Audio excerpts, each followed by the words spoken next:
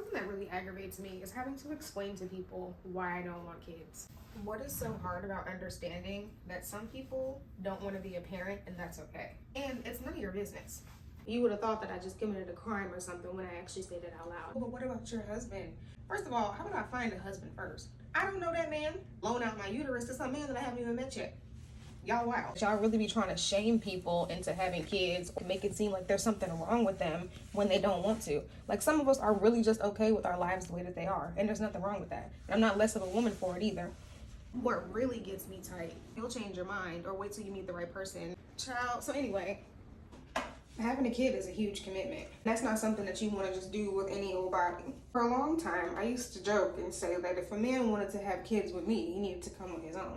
But if I'm gonna be completely honest, every time I was presented with that opportunity to like get serious with somebody, mention the idea of having kids, it was like I had to talk myself into it versus talking myself out of it. And once I finally said, fuck it, I'm just gonna settle into that and I don't care who cares, life became a whole lot easier for me. The gag is, a lot of people that I talk to, they say that they wish they would have waited to have kids, or some of them are like, if I could go back, I probably wouldn't have kids at all.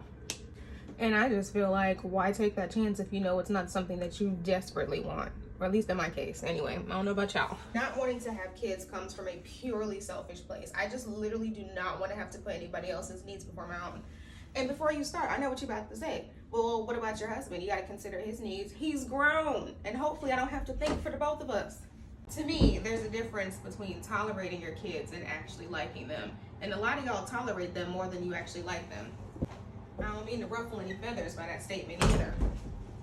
And that doesn't mean that I'm gonna live a childless life. Trust me, there's plenty of kids in my life, but I think my role is to pick you up, to drop you off, and teach you a few curse words. And trust me, I know their moms appreciate the break. Being a mother is a thankless job, and unfortunately, I like to be paid for the work that I do.